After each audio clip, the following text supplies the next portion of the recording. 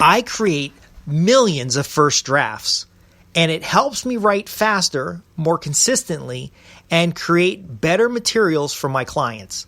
Hi, I'm Justin Hitt with Ad Briefing's Copywriting Tips. Do you write content for your clients? Do you create strategic documents, reports of findings, or action plans? If you do any of these, you need to know this simple exercise to get better results for them in less time. Now, I opened with explaining that I've created millions of first drafts. Pretty much every document I have on Ad Briefings or any of the other newsletters I've created, I have thousands and thousands of articles. But for every one of those articles, I have at least one first draft, and very often many first drafts. I have this strange habit, because I've developed certain skills, to go into my office and find materials. So as I'm organizing my materials or my notes, I cluster these materials together. And what I find is very often I'm writing about the same thing over and over again. I don't know about you, but I can't remember the questions someone asked me 5 years ago when I did an interview for a magazine. I don't remember all of the paid conversations I've done. However, I've created notes for each of them over time, cataloged those notes, and can easily recall them.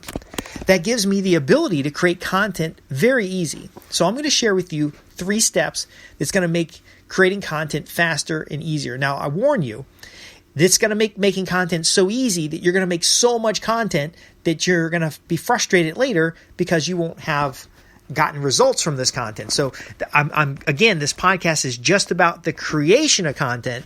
You must understand also how to implement content to create customers, to create leads, to position yourself in a marketplace. And that's something we've talked about in other podcasts, and I can definitely talk about it again in the future. The key is that gathering of information. You want to know the key ideas, the key concepts, the key concerns, the key frustrations of a specific audience so that you can literally go out to the library, research their problem, and then talk sincerely about their situation. And that's kind of the gist of copywriting. You are transforming one person's experience into a dog whistle, in a sense, to others who have the same problem, to get them to raise their hand and say, yes, I've got that problem and I'd like to get more information. So if you've ever had trouble writing content or materials or creating speeches, sales letters, or other reports, you can start with formulas, but what do we plug into the formula? Well, again, years of research. I've read thousands of books. Every one of those books contained 3 to 5 really good ideas, which I wrote down and literally wrote a book report for every book I've read. Now, those book reports get categorized again by subject area and topics, just like keywords for an article. What are the key terms and information that you need to know in order to recall this resource? Now, when someone asks me about customer relationships, I can respond to them with questions. Those questions help me clarify what about customer relationships do they want to know. That question and answer, that dialogue, takes your research and makes it practical by categorization and focus. The third point is that you want to write often.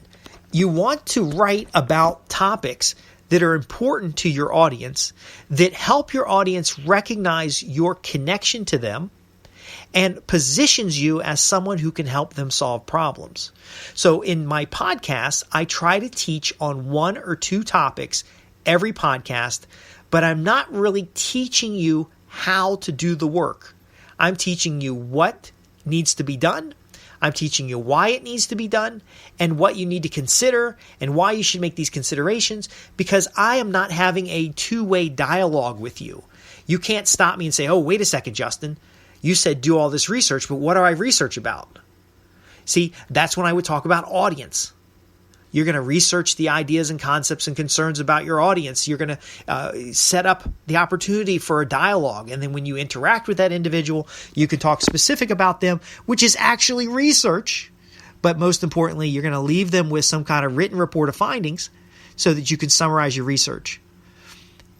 Do you see that? I drew a big infinity in the air when I was saying that, because it literally is one process feeding another forever. And that's how we create quality content. Now, again, you don't want to create too much content. Content has a purpose. And if you like to read, you can read a lot of books, but I try to read for purpose. I try to read to solve problems.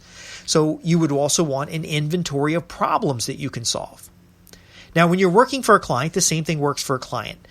You identify what problems they can solve. You identify the audiences they can solve those problems with. You start developing context around that audience and around those problems and the fears and the concerns around those problems.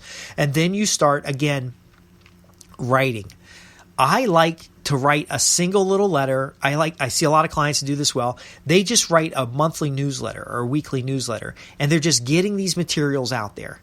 Now, I get frustrated that sometimes I'm writing newsletters for nobody. I'm writing it for an avatar. But ultimately, I'm developing a skill set and an understanding of an audience so that when I do serve my clients, I can provide them maximum value. I can deliver to them a context that is relevant. However, again, action. This content in front of an audience gets you feedback. This content in front of an audience gets you additional questions. That is the refinement that you need to write a content that connects. So if you're writing reports, yes, you can have an unlimited supply of materials to fill that report. But if it's the wrong materials for the audience is going to be bored and they're not going to read the report. If you have good subject matter expertise in an area, except you're seriously an expert, and this happens with your clients. You probably see this. You're an expert in copywriting. You're an expert in marketing. You know how to help customers create and keep profitable customers. You can make more business for your client, but they don't want to hire you for some reason. They don't call you back. Well, maybe you're talking at your level rather than their level. How can you simplify what you're saying in such a way that it is easy to understand and comprehend? I use the infinity symbol in this case that has 3 key points. On the left, it has a point of your audience. In the middle, it has a point of your action. And on the right, it has a point of your topic. Your audience must intersect with the action you desire through the topics that they desire. And you're essentially creating this cycle of refinement. And so that's why you really want to write many first drafts. Now, your first draft does need to be proofed, and it needs to high level of readability, and it needs to make sense. So how do we do that? Well, we narrow down the focus of that first draft so that we're talking about a single topic. I actually subscribe to a large number of paid newsletters, and I see this over and over again, so it seems secondhand, but you may not be aware of it. But a simple personal letter to a friend is perhaps the most powerful way to take concepts and ideas and start the conversation. So your audience's interaction or action with you could be a conversation. What is the topic of the conversation? You provide feedback of additional information, which is a response to the audience member, which they now receive that information and come back with their action, which is to buy or to inquire about business. Does that make sense? It really can go on forever. And you can drill down into topics. You can talk about broad topics. You can make connections with other individuals who are more credible than you to talk about the topics as a means of attraction. But ultimately, it's many first drafts. Now, what do you do with all these first drafts? Well, my podcasts are first drafts. I take a key idea and concept. I speak about it using a certain formula or pattern. I have a handful of formulas and patterns. I try to answer the core questions that you're going to have about a topic. How can I write more? How can I write better? How can I reach the audience and get action from the audience? And then I address it in a simple plan. Now, it's not always simple in implementation because, again, the podcast is recorded, and then you got to write the show notes, and then you got to write the descriptions, and you've got to go out and syndicate it, and there's a big list of activities. But my point being is that activity of reaching out to your audience with what you've got at the level of your audience. Okay. You could go into a lot of details about direct response and, how to track and metrics and, conversion rates. But again, if your audience doesn't know the difference between image advertising and direct response, you need to start there, which ought to be easy for you to create because you already understand the complex issues that we discuss here on the podcast. And by the way, if some of what I'm describing to you is familiar, that's good. It means you've been paying attention. Take those familiar elements and make sure your customers understand them, because that will increase your value as a copywriter, marketer, or business development professional. Again, thousands of first drafts. Get them out in front of a target audience. Ask them for action. Be specific. Narrow your focus on your content so you can write a first draft for a report and then extract from that 4 or 5 articles. Those articles can be written on very specific topics, covering the what and the why, and then put out in front of your audience so that they can raise their hand and ask for details. In response to those details, you're now creating additional content or materials that step them into a sale. So by the time you get some leads, you'll have a special report done to send to them. I got the challenge, just like everybody else, of not finishing reports and materials. But again, I'm getting enough of those drafts out there in front of people that they'll raise their hand. It's not my best work.